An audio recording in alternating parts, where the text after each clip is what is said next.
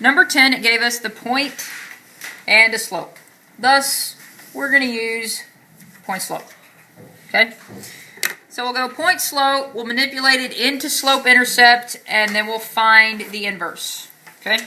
Sounds like a lot more than it is. So point slope, I told you, y minus y1 equals m times x minus x1. So x1, y1, m. Gave me everything I needed to know. Okay? Everything I needed to know. So I have y plus 4.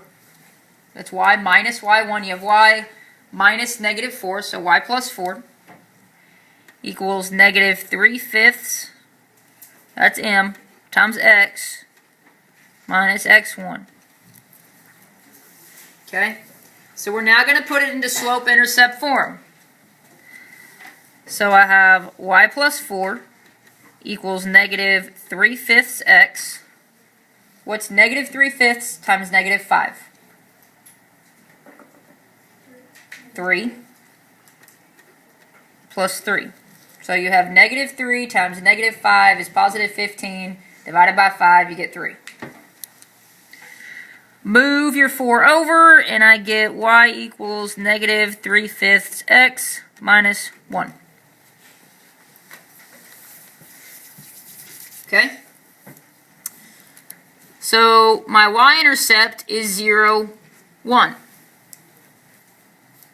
Could we find our x-intercept? If need be? Yeah, if need be, we could. We don't have to. Okay, so when we're finding the inverses, I wrote inverse. What's the next thing, or what's the little definition thing I wrote beside it? Switch what? Switch your x and y. So when we find the inverse, we're going to switch our x and y. And the next part, we're going to solve for y. So there's a y right here. That y is now turning into an x. X equals negative 3/5. That x turn into a y. Minus 1. Okay? I'm solving for y now. I switched the x and y. Now we solve for y. So I have negative 3/5 y equals x plus 1. So how do I get y by itself? Okay, I can divide by negative 3/5, or what's the same thing as dividing by a fraction? Multiply by the reciprocal. Okay, so x plus 1 is already together before I divide by negative 3/5 or multiply by negative 5/3. So it's got to stay together. Watch. Quit stealing my thunder. Okay, when I multiply by negative 5/3, what's happened to the x and the y? Okay, x plus 1 is already together. I need it to stay together, so x plus 1 goes in parentheses, and put that little inverse sign there. Y to the minus 1, so we know it's the inverse. There's no, nothing out over here, okay? So there's no y thing to put there. So our x-intercept now is 1, 0.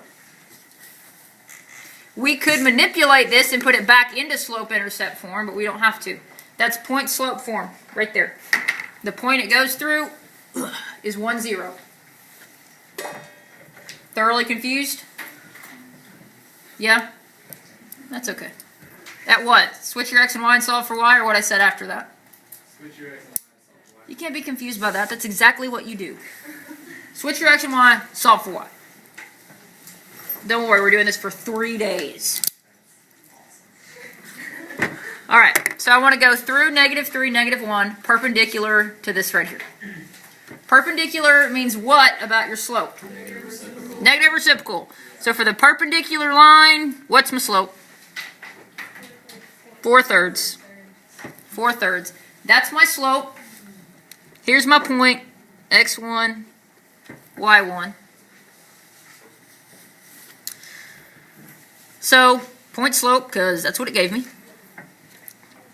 So, y plus 1 equals 4/3 times x plus 3. There's your point slope. we're going to go to slope-intercept. So y plus 1 equals 4/3 x plus what? Plus 4. Okay, we'll move our 1 over. So I have y equals 4/3 x plus 3. Okay, so these two lines are perpendicular. Okay, that's just math practice. Now we're going to find the inverse. What do you do first? Is anybody confused at that statement? We're not confused with switch your x and y? I don't have another way to say that. Switch your y and your x. Okay, so I have x equals 4/3 y plus 3. Now, solve for y. Get y by itself. Get stuff away from y. Guess what I couldn't explain. I don't know what else to say after that. Okay, so I'm going to move the 3. So I got 4/3 y equals x minus 3. Divide by negative 4/3 or what? Multiply by the reciprocal. X minus 3 is together right now. So I want it to stay together. Okay? So the inverse, I get 3/4 times x minus 3. There's your inverse.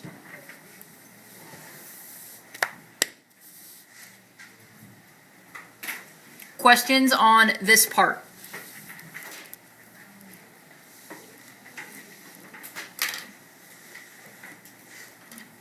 Process.